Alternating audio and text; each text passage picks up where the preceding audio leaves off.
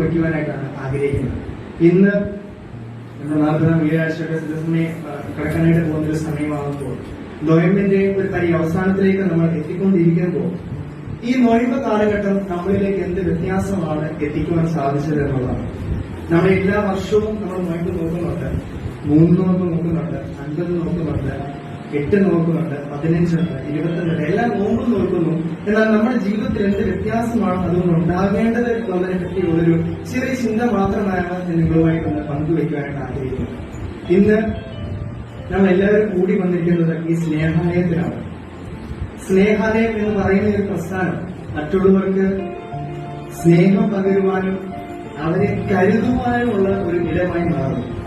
ഈ നോയമ്പ് കാലഘട്ടം കഴിയുമ്പോൾ ജീവിതകാലം മുഴുവനും നാം ഓരോരുത്തരും ഒരു സ്നേഹാലയമായി മാറുവാൻ നമുക്കിടയാകും. മറ്റുള്ളവരെ സ്നേഹിക്കുവാനും മറ്റുള്ളവരെ കരുതുവാനും മറ്റുള്ളവർക്ക് ഒന്ന് അടുത്ത് ചേർത്ത് പിടിക്കാനുമാകുന്ന ഒരു പ്രശ്നമായി നാം ഓരോരുത്തരും മാറുമ്പോഴാണ് ഈ നോയമ്പിന് ഒരു പൂർണ്ണത ഉണ്ടാവുക. ഈ കൃത്യമായി നോക്കുന്ന പ്രാർത്ഥനയ്ക്ക് ഒരു പൂർണ്ണത ഉണ്ടാവുക.